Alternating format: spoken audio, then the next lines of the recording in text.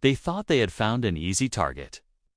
But when two fake HOA agents showed up to confiscate firearms from a new homeowner, they didn't realize they were standing on the porch of a Navy SEAL. The knock on the door wasn't polite, was sharp and commanding, like someone trying to establish control before speaking a word.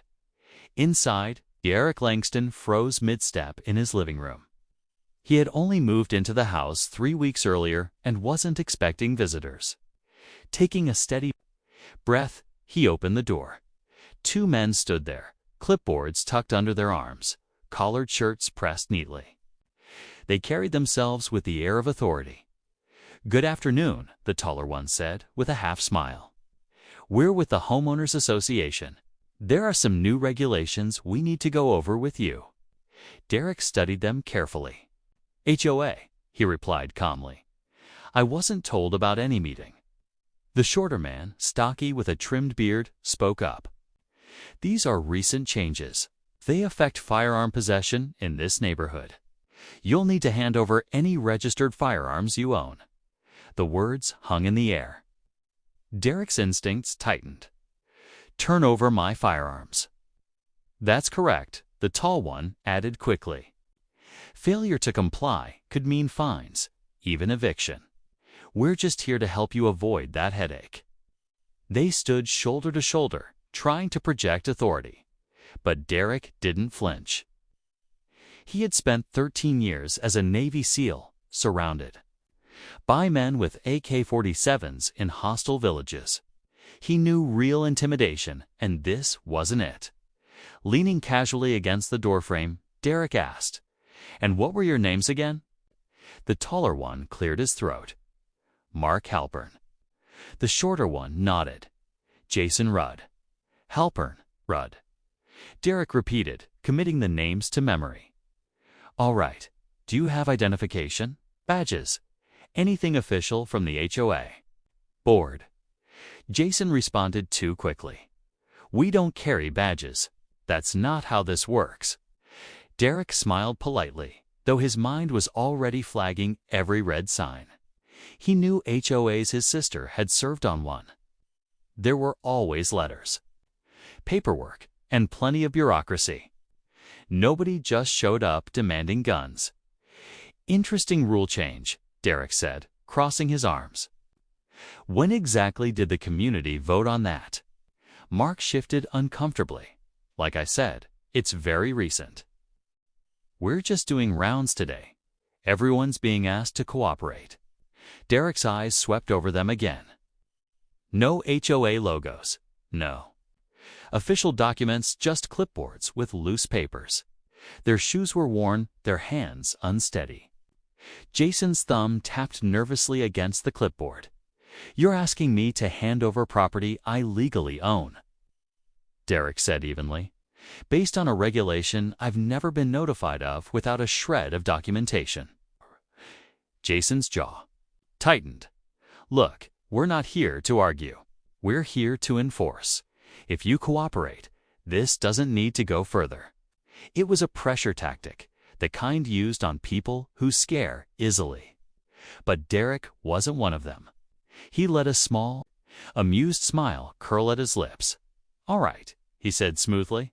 "Give me a minute. I'll grab the paperwork." He shut the door softly behind him. Inside, Derek moved fast.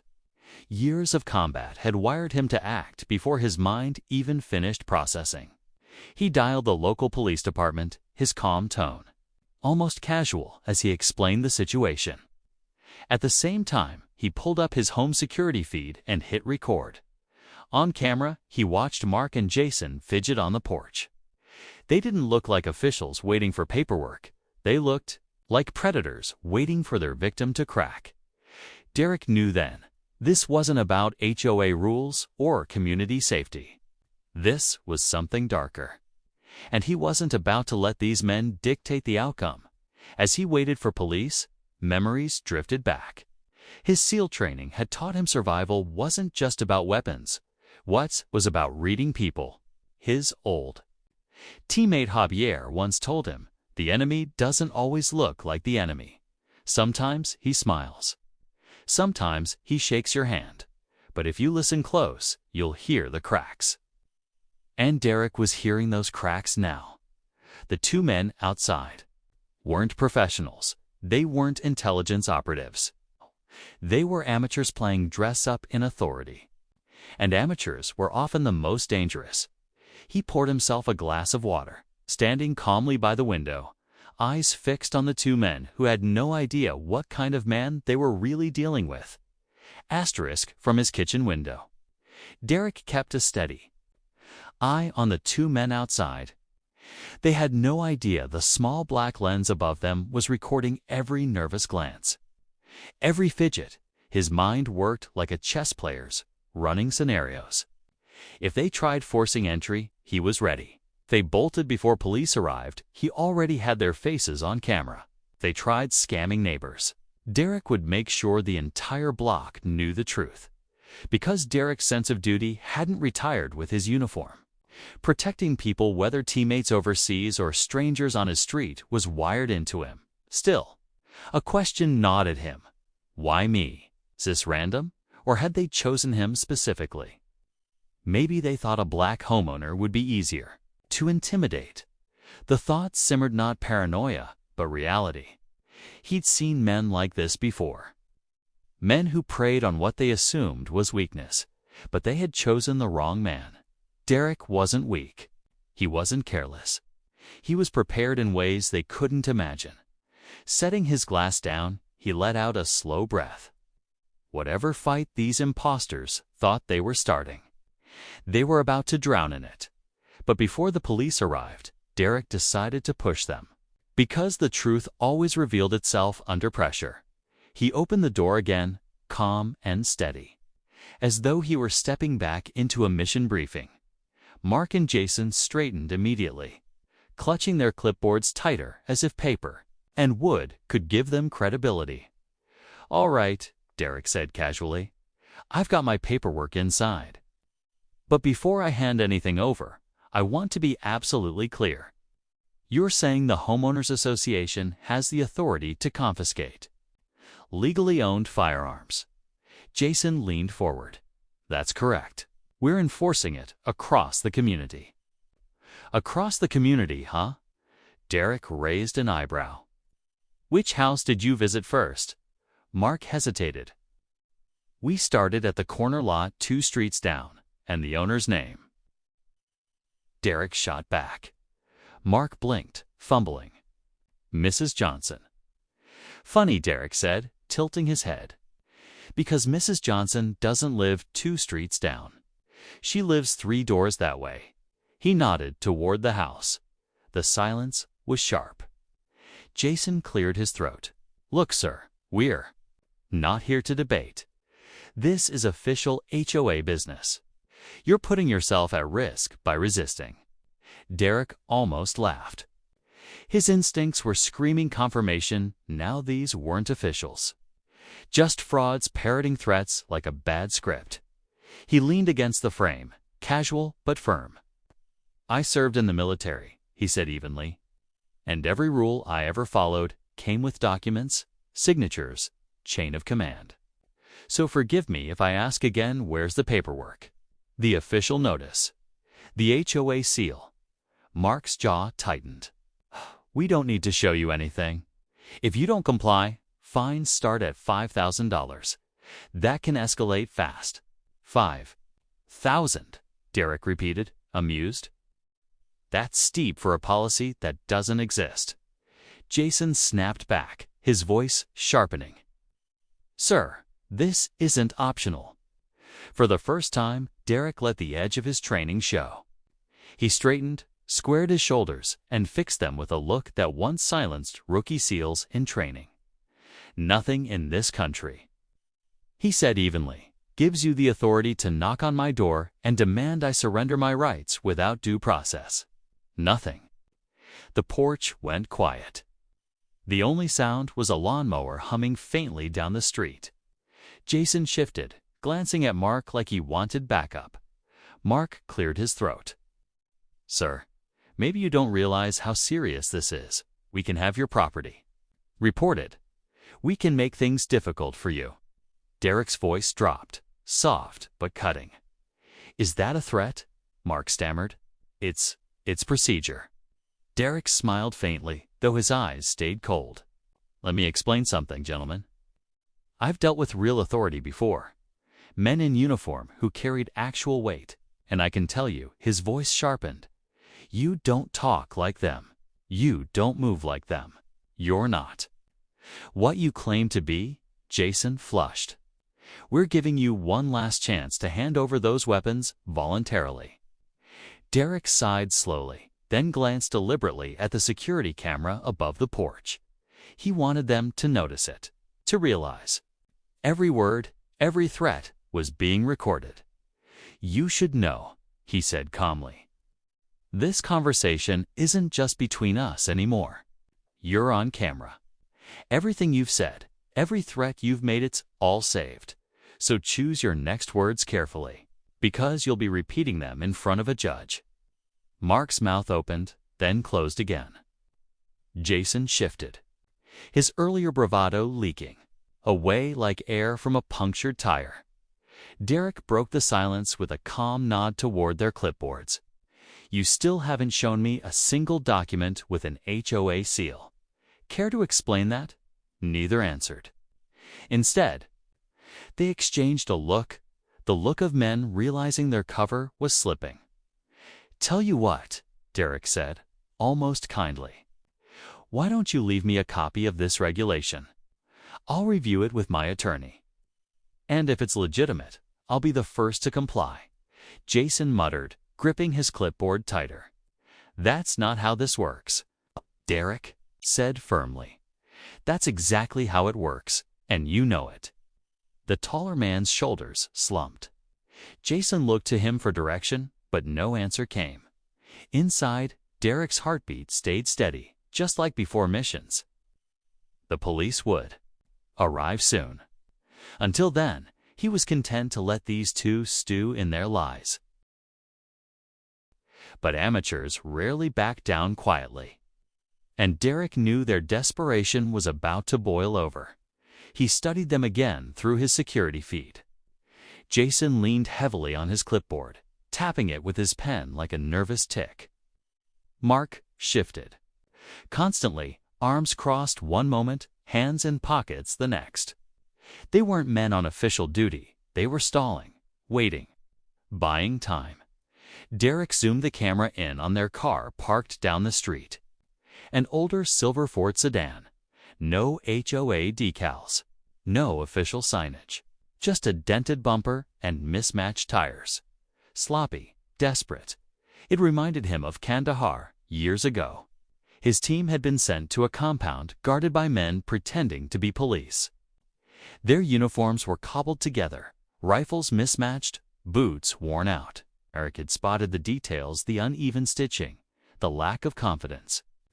That observation had saved his team's lives, and tonight, the same instincts screamed again. He cracked the door slightly and called out casually, "Remind me again who on the HOA board sent you." Jason's head jerked toward him. "The board as a whole," Derek smiled faintly. "That's strange. I was at the last HOA meet and greet. Your names didn't come up once, neither did this supposed firearm policy." Mark shifted uncomfortably. "That's because it was passed after you moved in." "Convenient timing," Derek said dryly. "So what's the name of the board president who signed off on it?" Silence. Jason pretended to check his clipboard. Mark mumbled something about confidentiality. Another red flag. HOA boards weren't military intelligence units. They thrived on meetings, emails, and endless paper trails. And these two didn't have a single scrap to back up their claims. Asterisk confidentiality, Derek thought, suppressing a smirk. That word didn't belong in the vocabulary of any HOA. He pushed harder. "What's the code number for this new regulation? Should be listed right at the top of the document, isn't it?" Jason hesitated, then muttered, "We're not required to give that information." Derek chuckled quietly. "Not required, or you don't have it." Mark's jaw flexed. "Look, sir, we're just doing our job." "You keep saying that," Derek replied, his tone calm but razor sharp. "But a real job comes with training, documentation, accountability. What you're doing, none of those things." For the first time, Jason's mask cracked. His frustration bled through. "Why are you making this so difficult? Just hand over the guns so we can be on our way." That wasn't professional. That was desperation. Derek studied him. He saw the pen clutched too tightly in Jason's hand, knuckles turning white. He noticed the sheen of sweat forming on Mark's brogni in the shade of the porch. Every detail told the same story. They weren't officials, they were opportunists. And desperation made opportunists reckless. Derek let the silence stretch, deliberately watching them squirm. He wanted them to keep digging their own hole, and they were obliging. Finally, he said quietly, "Gentlemen, I don't know what game you think you're playing, but you picked the wrong house. I've spent years spotting liars better than you, and I can tell when someone's running a script." He paused, letting his words sink in. "Yours is full of holes." Jason's eyes flicked nervously to Mark. Mark exhaled sharply, trying to regain ground. "This is your last warning, Mr. Langston. Refuse to comply, and the HOA will escalate matters beyond your control." Derek almost laughed, though his expression never changed. "You've already escalated them." At that moment, his phone buzzed in his pocket. A text from the dispatcher, "Units en route. 8 to 5 minutes. 5 minutes." He just needed to keep them here. Keep them talking. He adjusted his stance, hands relaxed at his sides, body angled toward the doorframe. To the untrained eye, he looked casual. In reality, he was coiled, ready to spring at the first sign of danger. The porch had become a stage, and every movement, every word, was a tell. Derek was reading them more clearly than they were reading their own lines. But 5 minutes is a long time, when desperation is brewing. And Derek knew these men were about to show just how far they were willing to push. He stayed calm, letting the tension thicken. He'd been here before, standing across from men who smiled while hiding weapons beneath their robes. He knew the trick wasn't to rush. It was to stretch time, to keep the enemy tangled in their own words until they snapped. So he cracked the door wider and stepped halfway outside, giving them the illusion of progress. "All right," Derek said evenly. "I'll tell you what, let me grab the paperwork from my safe. I like things neat and tidy. Give me a minute, and I'll bring it out here." Mark nodded stiffly, as if Derek had just handed him his first real victory. Jason's shoulders relaxed slightly as Derek turned back inside. He caught his reflection in the storm door's glass. His face was calm, but his eyes were sharp, calculating, running scenarios faster than most men could blink. Asterisk inside the house, Derek's calm exterior slipped into urgency. He moved past the safe, past the neatly stacked files, and went straight for his phone. "They're still outside," he whispered to the dispatcher. "Make sure your units know these men are impersonators, and they're getting aggressive." "Understood," came the sharp reply. 2 officers are less than 3 minutes out. Derek ended the call and switched on his TV, feeding. The porch cameras live-streamed to the screen. The imposters filled the frame, pacing like restless wolves. Jason's thumbs flew over his phone, glancing up every few seconds. Mark leaned against the railing, his eyes darting nervously between the street and their car. Derek crouched near the window, peering through the blinds. The back seat of their vehicle wasn't empty, a long duffel bag stretched across it. His gut tightened, not with fear, but focus. Duffel bags could mean anything, and anything was too much. He rose deliberately, letting his footsteps carry the sound of shuffling papers. He wanted them to believe he was caving. When he stepped back onto the porch, a plain envelope dangled casually from his hand. "This what you need?" asked. Jason's eyes locked on the envelope instantly. Yes, that'll work. We'll review the documents and take custody of the firearms listed. Derek tilted his head. Funny, I never said what was inside. This envelope. Jason stiffened. Mark cleared his throat. Sir, let's not make this harder than it has to be. We just need cooperation. Cooperation works both ways, Derek countered smoothly, tapping the envelope against his palm. You show me your ID and HOA paperwork, and I'll show you mine. Fair trade. Silence. Jason's jaw tightened. We've already explained we don't carry IDs. Then you don't carry authority, Derek shot back. Voice firm now. Jason's hand twitched toward his pocket before he stopped himself. Derek clocked it immediately, maybe a phone, maybe something worse. Either way, the man had tipped. His nerves, you know, Derek said, leaning against the doorframe, relaxed but ready. Back where I come from, the guys who shouted the loudest were usually the weakest in the room. And you're giving me that same energy. Mark's face burned red, but Derek let the silence stretch. He knew silence could cut deeper than words. Finally, Jason snapped. We don't have to take this. We'll escalate through the HOA board. Directly. Derek's faint smile returned. By all means. Call the board president right now. I'd love to hear what she has to say. Jason froze. She caught that? Did you? Derek's grin sharpened. Her name's Patricia. Douglas. I had coffee with her last week at the community center. She never mentioned any firearm ban. So either she lied to me, or you're lying now. Which is it? Mark swallowed hard, but no words came. Derek's pulse stayed steady. The officers would be here any minute. All he had to do was keep them talking, because the more they spoke, the deeper they buried themselves. But predators rarely leave quietly. He could feel their frustration rising, pressing into the air around them, making the porch feel smaller by the second. Jason's breathing quickened. Mark shifted his stance. Restless then, Jason snapped. His voice was sharp, his words edged with desperation. We're wasting time. Play your games all you want, but in the end, you'll have no choice. Hand them over now. We'll come back with enforcement. Derek tilted his head, tone calm, almost amused. Enforcement. Who exactly are you going to bring? The HOA police? The jab landed. Jason's face darkened. You think this is funny? No, Derek said flatly. I think it's pathetic.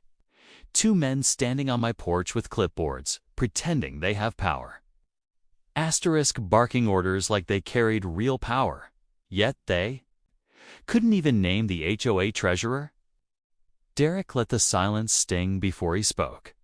That's not authority, he said coldly. That's just sad.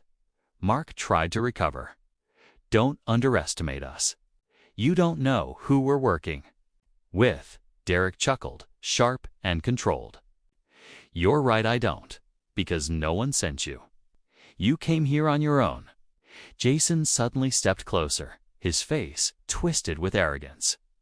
You think you're smarter than us? That uniform you used to wear doesn't mean anything. Now, out here, you're just another homeowner. The words landed harder than they should, have not because they were true, but because of what they revealed. Jason knew. He knew about Derek's military background. Something Derek had only ever mentioned briefly to a couple of neighbors, which meant these two had dug deeper. They hadn't just stumbled into this. They had targeted him. Derek's expression hardened, though his voice stayed even. If you know my background, then you also know this conversation isn't going to end well for you. Jason smirked, but it was a cracked, brittle kind of smirk. We're not scared of you. Maybe you should be, Derek replied. His tone so low it forced them to lean in. Mark shifted again, irritation breaking through his facade. We could make this ugly. We can call in people who don't ask questions. That was enough. Derek stepped fully onto the porch, closing the door behind him with a deliberate click. He squared his shoulders, and suddenly the space felt smaller. For the first time, the two men looked less like enforcers and more like kids who'd been caught. Breaking rules. You don't know ugly, Derek said evenly. You've only played at it. I've lived it. And trust me, if you were smart, you'd leave this porch right now. Jason's nostrils flared. You think we won't? No, Derek replied, locking eyes with him. I think you're too desperate not to. Jason stiffened, ready to step closer, but Mark stopped him with a hand. His voice dropped almost to a whisper. Look, let's make this simple. Give us what we came for, and you'll never hear from us again. There it was, the slip Derek had been waiting for. Give us what we came for. Not follow HOA policy, not comply with regulations. Just the raw truth. Derek's lips curved into a cold smile. Finally, honesty. Mark's face burned red, while Jason's fists tightened so hard his knuckles went pale. For a split second, Derek thought Jason might actually lunge. His body tensed, his mind running through the scenario. A step forward, block the arm, pin. Him against the railing. Muscle memory wasn't just in his body, was in his anticipation. But Jason hesitated. He glanced toward the street, then back at Derek. That flicker didn't escape him. Derek followed his gaze and there, at the far end of the block, came the faint reflection of flashing lights. Patrol cars. Jason saw it too. Panic rippled across his face. Damn it, he muttered under his breath. Mark stiffened. We need to go. But Derek stepped forward, blocking the narrow porch stairs. His presence filled the exit like a wall, leaving already. That's too bad. I was just starting to enjoy our little chat. Jason's voice cracked under the pressure, rising with panic. Move out of the way. Derek shook his head slowly. Not a chance. Behind him, the sirens wailed louder, slicing through the suburban calm. Porch lights flicked on up and down the street as curious neighbors peeked from behind curtains. Derek never looked away. His eyes stayed locked on the two frauds. Jason's breath came ragged now, fists trembling. Mark clutched his clipboard higher, as if it could shield him. Derek's voice cut through the tension, low and heavy with finality. This is the part where you explain yourselves, or you let the police explain it for you. Jason's jaw clenched. You don't know who you're messing with. Oh, I do, Derek answered. Two frauds with shaky hands and no paperwork. You came here for my guns, but what you're about to get. He let the words sink in as the first patrol car turned into the street, red and blue lights spilling across. The neighborhood is a booking number? Asterisk red and blue lights washed over the porch, flashing across Jason and Mark's faces. Tires crunched against the pavement as the first patrol car stopped in Derek's driveway. Second one slid in right behind it. Jason cursed under his breath. Mark shifted, his nerves showing in the way he clutched his clipboard like it might still give him authority. Two uniformed officers stepped out, hands resting casually on their belts. One was Officer Brandon McKee, mid-30s, stocky and firm. The other, Officer Caroline Yatesdahl, sharp-eyed, carrying the calm authority of experience. McKee's voice carried first. Evening, gentlemen. What's going on here? Derek didn't move from the doorway. These two claimed they're with the HOA. They demanded I hand over my firearms because of some made-up regulation. The whole thing's on camera. Jason jumped in quickly, his voice rising. He's lying. He's refusing to comply with community rules. Yates's eyes narrowed. Which HOA do you represent? Savannah Lakes, Mark blurted. Too fast. And your identification. Yates Impressed, Mark stammered, We don't carry badges." McKee raised an eyebrow. "Funny, I live 2 neighborhoods over. I know the Savannah Lakes Board President Patricia Douglas. She doesn't send people door to door, ever." Jason's voice cracked. "We're just doing what we were told." "By who?" Yates cut him off sharply. Jason froze. His mouth opened, then shut. Mark's clipboard trembled in his hands like it might break apart. Derek stepped aside, gesturing to the officers. "If you need the footage, it's already saved. Timestamps, audio. Everything." "Good," Yates said, her tone crisp. She turned her gaze back to Jason and Mark. "And you're being recorded right now, too. Unless you'd like obstruction added to your problems. I suggest you stop talking and start cooperating." Jason's bravado collapsed instantly. He muttered something under his breath, staring at his shoes. Mark tried to salvage it. "We're just trying to keep the neighborhood safe. Firearms in these communities, they're dangerous." Derek shook his head slowly. "What's dangerous is men like you, knocking on doors and hoping someone panics enough to give up their rights." McKee stepped forward, cuffs in hand. "All right, that's enough. Hands where I can see them." Jason's arms shot up, trembling. Mark hesitated, still clinging to the clipboard. When he didn't move, Yates ripped it from his hands, tossed it aside, and locked his wrists in cuffs with a final metallic snap as the officers marched them down the steps. Neighbors began trickling out. Murmurs spread across the street. What happened? Who were they? Did someone try to rob him? Derek stayed quiet, arms crossed, watching as Jason and Mark were loaded into separate patrol cars.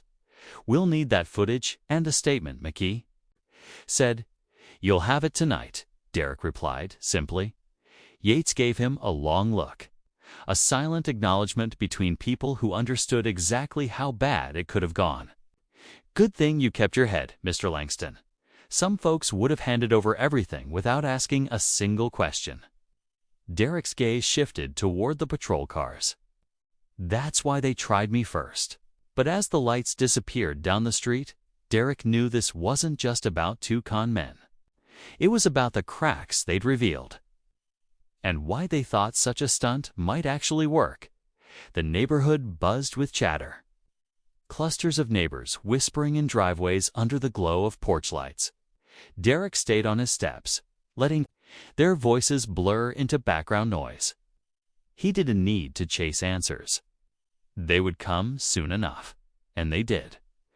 20 minutes later, McKee returned, notepad in hand. "Got a minute?" Derek stepped down to meet him. "We ran their names," McKee said. "Mark Halpin and Jason Rudd.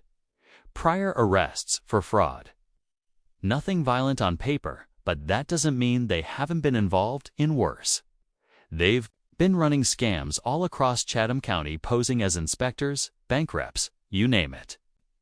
And now HOA officers," Derek muttered. McKee nodded grimly. "That's the new angle. They target neighborhoods with higher rates of gun ownership. Pretend to enforce some phony regulation, pressure people into handing over their firearms. Most folks laugh them off. Some don't. Intimidation can work better than a gun sometimes." "Well, they picked the wrong house," Derek said flatly. McKee gave him a long, knowing look. "They knew who you were. At least one of them did. We found texts on Rudd's phone mentioning a retired SEAL in Savannah Lakes." Asterisk the moment Derek realized these men had planned their scams specifically for him. It hit differently. This wasn't random. They had scoped him out, studied his background, and decided he was their target. Maybe they thought a black veteran living quietly in a new neighborhood would fold under fake authority, or maybe they believed catching him would be an even bigger prize. "What kind of charges are they facing?" Derek asked. "Impersonating officials, attempted fraud, attempted theft, harassment," Officer McKee listed. "And if we find unregistered weapons in that duffel bag, it could jump to felony charges real fast." Derek let out a slow breath. This wasn't just a scam, it was escalation. Exactly, McKee said. And you handled it the right way. You stayed calm, kept them talking, and gave us what we needed. If you'd reacted differently, this could have turned ugly in a hurry. Even after McKee left, the words stayed with Derek. He went inside, pulled up the footage on his TV, and watched it again. Jason's shaky voice when pressed. Mark's fake confidence collapsing once cornered. They weren't professionals, but they were dangerous opportunists. Dangerous enough that someone could have gotten hurt. By the next morning, the local news had picked up the story. 2 men arrested in HOA scam. Cameras briefly rolled through Savannah Lakes, reporters asking about neighborhood safety. Derek kept his answers short. They knocked on the wrong door. That's all. Behind closed doors, though, neighbors wanted the details. Patricia Douglas, the real HOA president, sharp, no-nonsense woman in her 60s, came by personally. "I've been running this board for 12 years, she said firmly, "and I'd never allow anything like this. You've saved this community from embarrassment and worse." Derek shrugged. "I just didn't buy the act. Most people would have," Patricia replied. "That's why scams like this work. People get scared and don't question authority, even when it's fake." Her words stuck with him. Fear had the power to make people give up what was theirs: rights, property, peace of mind. He'd seen it before overseas, where fear kept entire villages silent. And now he saw it again, here in suburbia, wearing polo shirts and carrying clipboards. Within days, more details came out. Detectives revealed Mark and Jason were part of a bigger crew. 3 men were still unaccounted for. And those duffel bags weren't just props. They were meant to hold whatever weapons they could steal. The thought of law-abiding homeowners' guns ending up in the wrong hands made Derek's stomach tightened. He realized it wasn't just about him. He'd stopped 2 men, but there were more out there. And not everyone they targeted would have his patience or his training. What surprised him most, though, was the reaction from the community.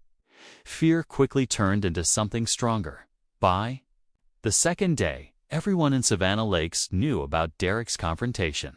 What started as whispers became a neighborhood-wide discussion, stretching from porches to sidewalks and into the next HOA emergency meeting. People who'd barely spoken to him before now shook his hand, thanking him for standing his ground. One neighbor, Charles Denton, walked over while Derek trimmed hedges. "Mr. Langston," Charles said awkwardly, "I've lived here 12 years, and I can tell you I would have fallen for it. Most of us would have. You handled that better than anyone." "That's the problem," Derek said quietly. "We're counting on you to believe them." Later that day, Patricia held the emergency HOA meeting. The community center was packed: retirees, young families, couples filling every seat and lining the walls. Patricia addressed them with authority. No HOA has the power to confiscate firearms or property. What happened was fraud, plain and simple. She gestured toward Derek. This man recorded everything, called the police, and kept his cool. That's why we're talking about prevention instead of tragedy tonight. All eyes turned to him. He hadn't come for applause, but the room broke into claps anyway. When things quieted, a neighbor asked, "So what do we do now?" Patricia nodded toward Derek. "Why don't you answer that, Mr. Langston?" He hesitated, then stepped forward. "Starts with paying attention." These men counted on fear. They counted on you not questioning authority. If something feels wrong, ask questions. Demand paperwork. Call the board. Real authority comes with accountability. Heads nodded. Someone asked, "But what if they come back?" "Then you call the police," Derek said firmly. "And use your cameras if you have them. Documentation makes liars nervous and it makes the truth undeniable." By the end of the meeting, neighbors had formed committees, exchanged phone numbers, and even discussed starting a neighborhood watch. Derek hadn't planned to be at the center of it all, but his porch incident had shaken people awake. That night, as people left, Patricia approached him quietly. "You've done more for this neighborhood in a week than most of us in years. Folks feel safer because of you." "They should feel safer because of themselves," Derek said. "I just happened to be the first door they tried." She smiled faintly. "Maybe. But you showed them what courage looks like. Sometimes people need to see it before they can find their own." Her words echoed in Derek's mind as he walked home under the streetlights. Fear had turned into action, and action into unity. Back inside, he checked his security cameras one last time. The porch was empty. The street eventually went quiet. But Derek knew better than to believe it was over. Scams like this weren't one-time events, they were symptoms of something larger. Still, he couldn't ignore what had shifted tonight. Neighbors who had once kept their distance were awake now. Peeking out of windows, checking in with each other, standing a little closer. It reminded him of something from his SEAL days. No, one survived, a lawn teams did. But Derek also understood this wasn't finished. If men like Mark and Jason could target Savannah Lakes, they could target anyone in the days that followed. Life in the neighborhood drifted back toward normal. Kids pedaled their bikes around the cul-de-sac. Porch swings creaked in the breeze, and lawnmowers hummed in the distance. But for Derek, normal wasn't just silence and routine, it was vigilance. His training had wired him to know danger rarely. Knocked just once. Sometimes, late at night, he caught himself thinking about the what-ifs. What if he hadn't asked for paperwork? What if someone less confident had simply handed over what was demanded? What if those weapons had ended up in the wrong hands, carried into crimes that would ripple far beyond Savannah Lakes? The weight of it wasn't like combat, loud, chaotic, immediate. It was quieter, heavier, because this wasn't Afghanistan. This was Georgia. And two men with clipboards and polo shirts had nearly stripped away rights from ordinary people who only wanted peace. In the weeks that followed, Derek couldn't go anywhere without being reminded of it. Neighbors shook his hand in grocery aisles. A young father at the gas station clapped him on the back and said, "Man, I'm glad you live here." Even the cashier at the diner leaned over the counter and whispered, "You're the guy who stopped those fake HOA guys, right?" "My grandma lives here, thank you." Derek accepted the gratitude with a nod, but inside he felt something deeper: responsibility. Because he hadn't just protected himself, he'd pulled back the curtain on how vulnerable people could be when fear and false authority collided. One evening, sitting on his back porch with a glass of sweet tea, he thought about Mark and Jason. They weren't masterminds, just desperate, clumsy opportunists. But desperation can be dangerous when unchecked. Fraud doesn't always wear a ski mask. Sometimes it smiles, shakes your hand, and carries a clipboard. That same night, his phone buzzed. An email from Patricia Douglas. The HOA board had voted unanimously to launch a neighborhood-wide awareness program, workshops, law enforcement meetings, stronger communication. And Patricia wanted Derek to speak at the first session. He chuckled to himself. He hadn't been looking for leadership. But leadership, he realized, had a way of finding him. Leaning back in his chair, listening to the crickets hum, Derek felt something new. Not peace, exactly, peace was too fragile a word. But purpose. A sense that what had happened here could forge something stronger, more alert, more united. He remembered something Javier Cruz, an old teammate, once told him after a brutal mission: "You don't always fight battles for yourself. Sometimes you fight for the ones who don't even know a battle's happening." That line echoed now. Derek hadn't asked for this confrontation. But by refusing to bend, by demanding proof, by standing steady when fear was the easier choice. He'd fought for every neighbor on his block. Maybe that was the real message. Strength isn't just muscle or training, it's presence. It's refusing to let lies, fear, or intimidation decide who you are. The news eventually moved on, as it always did. But in Savannah Lakes, the story lingered. Parents told it to their kids. Seniors reminded each other in HOA meetings, and Derek carried it quietly, like another mission completed. Because he knew the truth, scams would return. Fear would return. But courage calm. Deliberate courage spreads faster than fear when people witness it firsthand. And if there was one lesson in Derek's story, it was this: never surrender your rights to fear. Never hand over what's yours without proof. And never assume authority is real just because someone claims it. Because the enemy doesn't always carry a weapon. Sometimes he carries a clipboard. And sometimes the only thing standing between him and victory is someone willing to say no. Asterisk showed Derek's normal life before the imposters arrive. Build up the HOA tension. Maybe other neighbors already had strange visits or warnings. Give a glimpse into Derek's seal. Background with a flashback that shows why he notices small red flags. Asterisks tell the same night from the neighbor's perspective. Someone peeking through the blinds, calling 911, whispering about Derek standing his ground. Show the perspective of Mark and Jason, how they planned the scam, what their motivations were, and why they targeted Derek specifically. Extend the police confrontation with more detail. Maybe an officer recognizes Derek or the imposters. Try one last desperate trick. Asterisk Derek helping lead the neighborhood awareness program. Maybe some people resist, saying you're overreacting. Reveal that Mark and Jason weren't working alone. They were just pawns in a larger criminal group. A bigger scam begins to surface across nearby neighborhoods, pulling Derek into a broader fight. Someone from Derek's past, a SEAL buddy, or even an old adversary shows up connected to this new problem. Asterisk.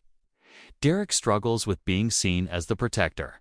He just wanted peace, but now everyone relies on him. Explore how his military past affects him. Maybe nightmares or moments where he questions if he should have left service. A friendship or romance subplot could naturally build from his role in uniting the community.